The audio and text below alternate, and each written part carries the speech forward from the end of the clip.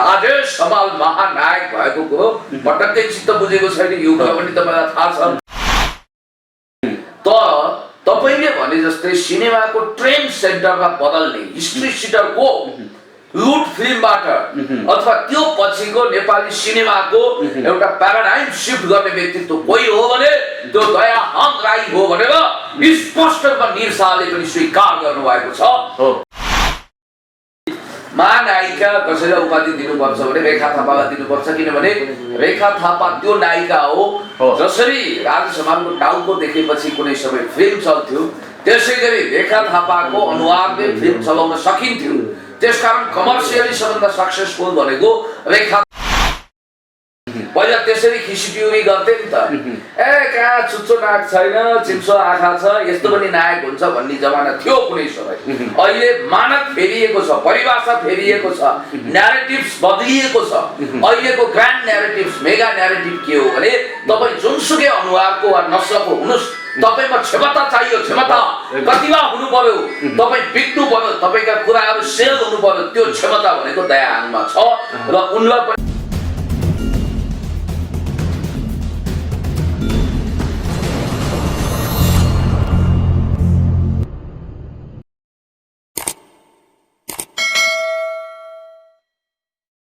देशमा नेपालका महानायक चाहिँ को हुन् त?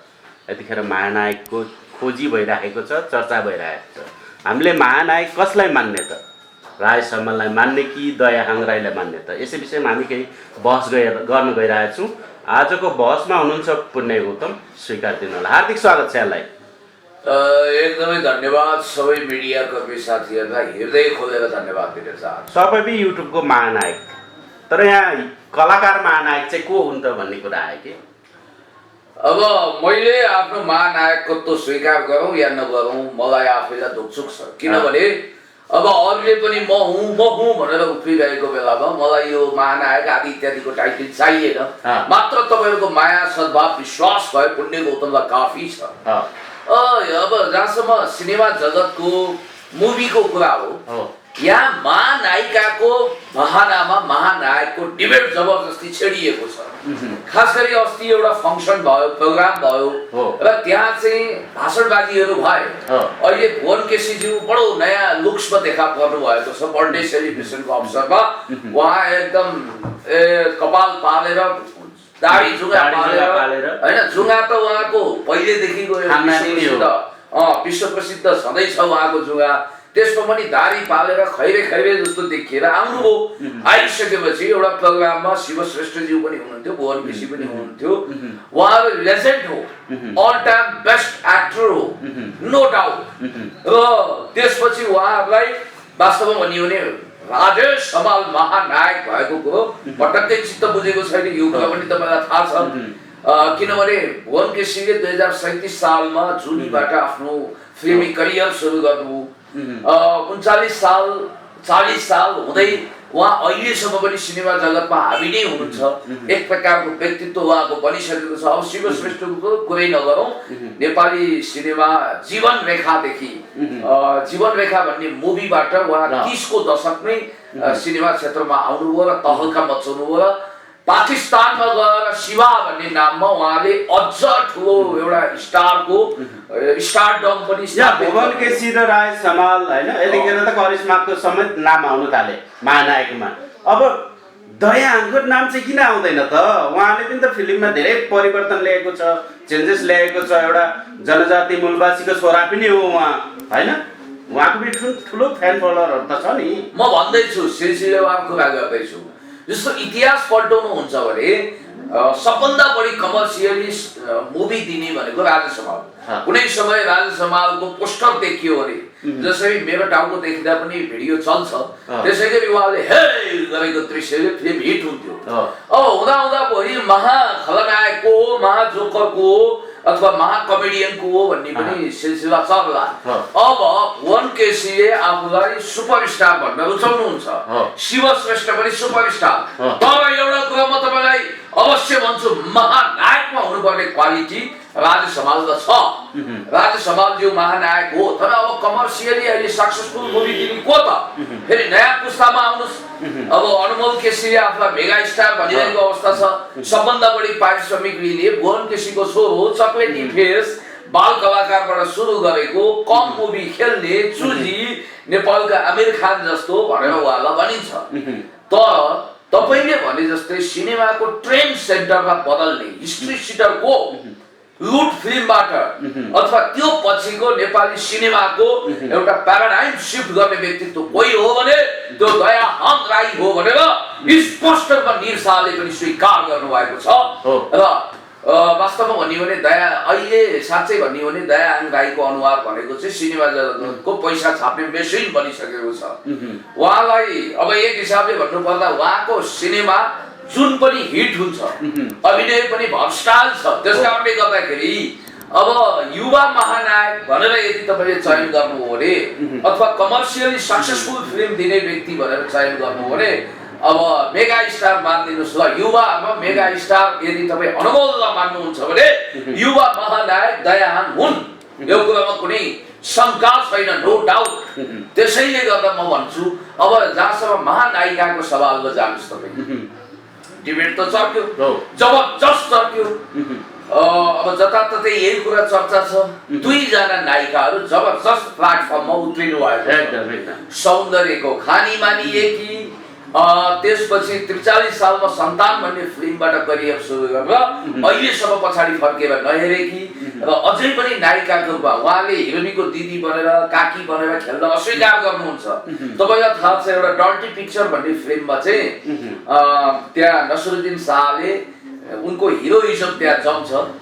कुनै समय उनको अपोजिट नायिका भएर खेलेकी कलाकारलाई उनी आमाको रूपमा स्वीकार गर्छन्। किनभने हाम्रो इन्डस्ट्रिजमा खास गरी हलिउड बाहेक अन्य इन्डस्ट्रिजमा बलिउडले पनि बरु स्वीकारेको छ। जस्तो अब बागवानमा नायिकाकै रूपमा स्वीकार गरेको छ हेमा मालिनीलाई, होइन, शोलेदेखि आएको, त्योभन्दा अगाडिदेखि आएको। तर हामी कहाँ चाहिँ नायिकाको जुन एउटा ग्रामर उमेर हुन्छ नि त्यो चाहिँ म्याक्सिमम 1.5 दशक हो भनेर भनिन्छ। 1 दशक जस्तो निरुता सिंहहरू आए, अरू आए गए, होइन।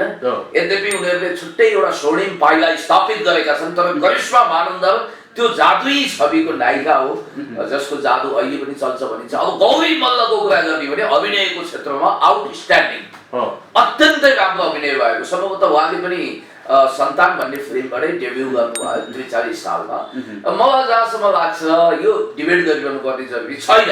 ल ठिक छ, अब त्यसो भए कुरा के भयो भने पुण्यजी जुन पुरानो पुस्ता, यो जुन राजनीतिमा पनि पुरानै पुस्ताको हात छ, होइन, कलाकारितामा पनि पुरानो पुस्ताले अझैसम्म ठाउँ नदिएको, नयाँ पुस्ताले नदिएको कुराहरू चर्चामा छ।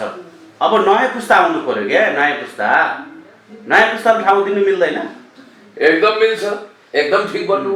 तपाईलाई एउटा कुरा भनिदिइहालौँ, जस्तो तारादेवी र अरुणा लामाको डिबेट चल्यो एकताका। यस्तो डिबेट चलाउन प्रकाश सामी निकै सिपालु हुनुहुन्छ, रेडियो कर्मी प्रकाश सामी। उहाँले स्वर किन्नरी भनेर अरुणा लामालाई भन्नुभयो, स्वर साम्राज्ञी भनेर तारादेवीलाई भन्नुभयो। भन्नाले उस्तै हो टाइटल। अब यहाँनिर पनि महानायिकाको सवालमा तपाईको सुपर एक्ट्रेसको अथवा मेगा एक्ट्रेसको भनेर छान्ने हो कि फेरि अब अहिले पेट बढेर 10 महिना पुगिसक्यो, प्रियङ्का कार्कीलाई निन्द्रा नलाग्ला, उहाँले पनि सक्सेसफुली कमर्सियली सिनेमा दिइरहनु भएको छ। त्यसकारणले गर्दाखेरि अब अहिले त विभिन्न खाले युट्युबमा उहाँका भिडियोहरू पनि आइरहेका छन्, फ्यान फलोअर पनि बढिरहेका छन्। त्यसकारणले गर्दाखेरि अहिले सिनेमा बनिरहेको छैन, कलाकारहरू व्यस्त छैनन्। त्यसकारणले गर्दाखेरि यस्ता टाइटलमा लुछा चुरी छ, त ठुलो कि म ठुलो, त माथि कि म माथि। जसरी पोलिटिकल लिडरहरूले रिटायरमेन्ट लिँदैनन्, त्यसै गरी अहिले पनि भुवन केसी शिवश्रेष्ठलाई नायक हुने शौक छ। तपाईँलाई थाहा छ अब निखिल उप्रेती, विराज भट्टहरू क्रमशः एउटा दाइ बाउको भूमिकामा गइसक्यो भने शिवश्रेष्ठ र भुवन केसीलाई हजुरबाको भूमिका त दिनु हुँदैन हाम्रो विचारमा। अहिले पनि 16 वर्षीय षोडशीसँग नाच्ने शौक छ। 3 इडियटमा देख्नु भएन, आमिर खान 44 वर्ष हुँदा 3 इडियट बन्यो। उनी अब +2 को स्टुडेन्ट भएर कलेज जान्छ। राजेश हमाल अहिले पनि अब 54-55 वर्षको भइसक्नुभयो, 55-56 वर्षको, अझ 20 सालको हो के 57 वर्षको, कति 58 वर्षको भइसक्नु, तै पनि उहाँ नायिकासँग छमछम नाचिरहनु भएको छ। त्यस कारणले गर्दाखेरि म तपाईलाई के भन्छु भने एउटा नायकको पिरियड लामो हुन्छ। जस्तो हलिउडमा यस्तो विवाद गर्दैनन्। टम क्रुजले ब्र्याड पिटलाई भनिदिन्छन्, अल पचिनोलाई भनिदिन्छन् ब्र्याड पिटले, हैन, उनीहरूको बिचमा समन्वय छ, समझदारी छ। अब इन्डियामै हेर्नु न, जस्तो अमिताभ बच्चनको स्ट्याटस के त?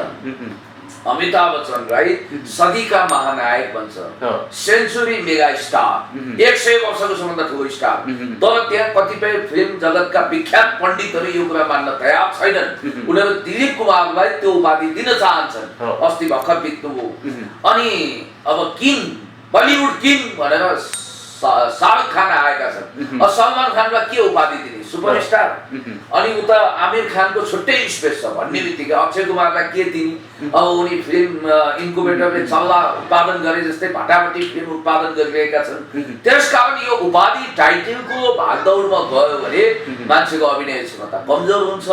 अनि उसलाई पदको मोह हुन्छ, पद प्रतिष्ठाको लडाइँ हुन्छ। अब यो लडाइँ वास्तवमा भन्यो भने एक हिसाबले पक्षी वारको रूपमा आइरहेको छ र गाड पराकर भुँडी खोरापरको तहमा उत्रिएको छ। त्यसैले गर्दा मलाई जहाँसम्म लाग्छ लेजेन्डहरू लेजेन्डको थानको बनाउनु, जस्तो शिवश्रेष्ठ, भुवन केसी र रेखा थापाले पनि निकै यतिखेर नारीहरूको आवाज उठाएका छन्।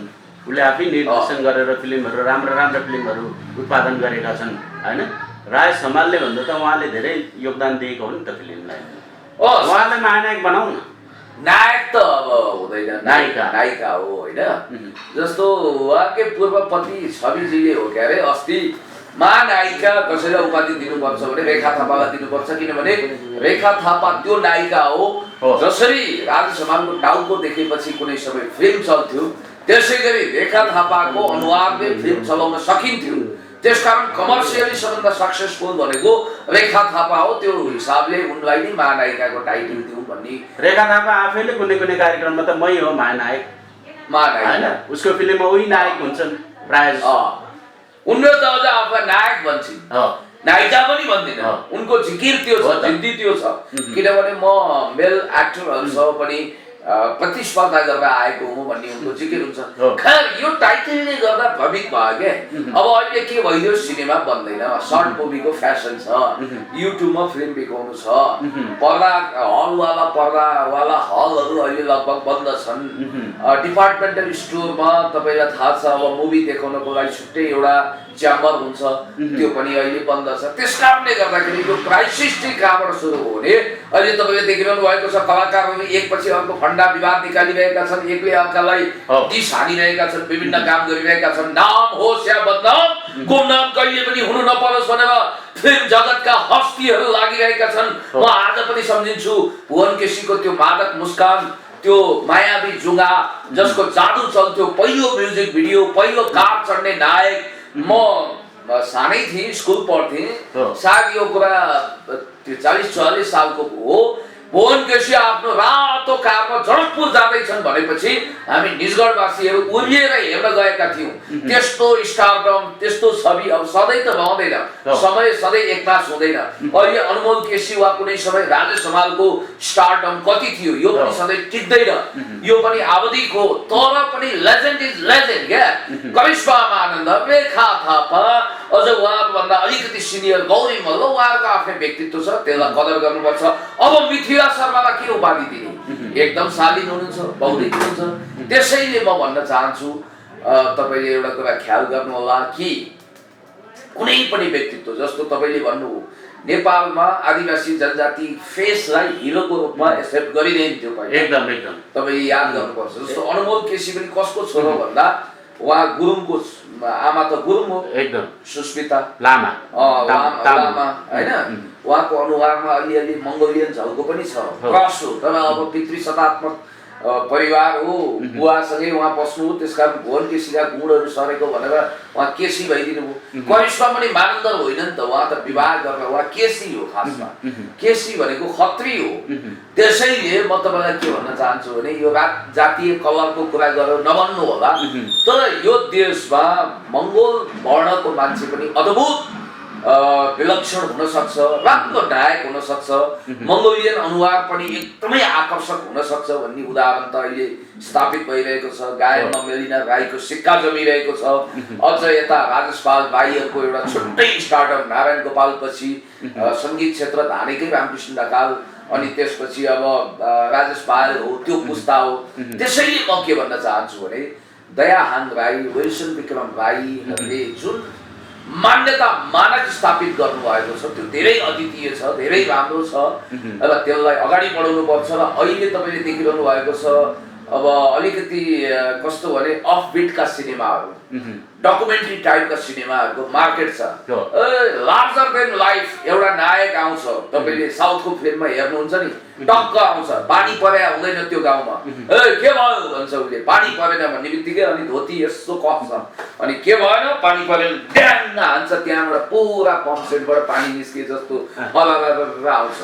अनि त्यसपछि भिलेन उताबाट आउँछ, भिलेन एउटा के लिएर आउँछ भने एउटा 1 टन जतिको ढुङ्गा लिएर आउँछ, तपाईँले देख्नुहुन्छ, मानव ढुङ्गा उसको लागि कागज हो। अनि यता हिरोले बिजुलीको पोल उखाल्छ अथवा जरासहितको रुख उचाल्छ, त्यसलाई हान्छ। अब यस्ता हावादारी। अनि त्यसपछि एक बक्सिङ दिन्छ, कार उठ्छ, अनि एकजनालाई एक किक दिएको, त्यो किक कहाँ माथि 10 फिट माथि उठ्छ, अनि कारमा आएर ड्याममा ठोकिन्छ, कार धुजा धुजा, अनि त्यो ठोकिए त हुन्थ्यो नि, त्यतिबाट पनि कथा टुङ्गिँदैन। त्यहाँ ठोकिएर फेरि 2 जना भिलेनलाई लडाउँछ, अनि हिरोले फेरि दिन्छ जमाएर एक किक, अनि 4 जना उडेर हावा कपास उडे जस्तो। यस्ता हावादारी कुराहरू मान्छेले त्यसैमा मनोरञ्जन लिइरहेका छन्। अहिले साउथको फिल्म चलिरहेको छ। अब निखिल उप्रेतीले पनि त्यही फन्डा सुरु गरे, राम्रो एक्सन स्टार हुन्। अब अहिले त पोलिटिकल कुरा पनि गरिरहेका छन् अनावश्यक रूपमा। त्यसैले म तपाईँलाई के भन्न चाहन्छु भने एउटा महानायक वा महानायिकामा हुनुपर्ने गुणहरू के हुन्? लामो समय टिक्नु पर्यो, लङ रेसको घोडा हुनु पर्यो, उसले यथार्थमा आधारित सिनेमामा काम गरेको हुनु पर्यो। जस्तो अब भनौँ न, तपाईँ के हिँड्दै गर्दा म्युजिक बज्छ त, म्युजिक बजेको हुन्छ, अब त्यस्तो हुन्छ होइन।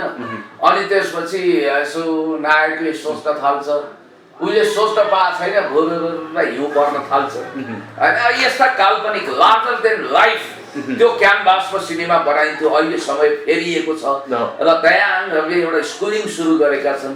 एउटा राम्रो थिएटरबाट आउने कलाकारहरूको आफैमा एउटा अद्भुत प्रतिभा हुन्छ भन्ने कुरो भारतमा चाहे ओम पुरी होस् अथवा नसरुद्दिन शाह होस्, नाना पाटेकर, अब उनीहरूको अनुहार छैन नि, अनुहारमा दनुहार पाण्डव सुनुहार भने जस्तो। माफ गर्नु होला, पाण्डव सुनुहार नेपालका महानतम रेडियो कर्मी हुनुहुन्छ, मैले उखानको हिसाबले भनेको। पहिला त्यसरी खिसिपिउरी गर्थे नि त, ए कहाँ चुच्चो नाक छैन, चिम्सो आँखा छ, यस्तो पनि नायक हुन्छ भन्ने जमाना थियो कुनै समय। अहिले मानक फेरिएको छ, परिभाषा फेरिएको छ, न्यारेटिभ्स बदलिएको छ। अहिलेको ग्रान्ड न्यारेटिभ्स, मेगा न्यारेटिभ के हो भने तपाईँ जुनसुकै अनुहारको वा नस्लको हुनुहोस्, तपाईमा क्षमता चाहियो, क्षमता प्रतिभा हुनु पर्यो, तपाईँ बिक्नु पर्यो, तपाईँका कुराहरू सेल हुनु पर्यो। त्यो क्षमता भनेको दयाहाङमा छ र उनलाई पनि युवा महानायक भनेर म भन्न चाहन्छु। हस् त, समय र संवादको लागि यहाँलाई धेरै धेरै धन्यवाद। तपाईँहरूलाई पनि धेरै धेरै धन्यवाद। अब कुनै पनि जालन्धरले महादेवको स्वरूप धारण गरेर पार्वतीको छल गर्न सम्भव छैन। किरातेश्वर महादेवको स्वरूप भनेको त्यही हो। म यही भन्न चाहन्छु। धन्यवाद।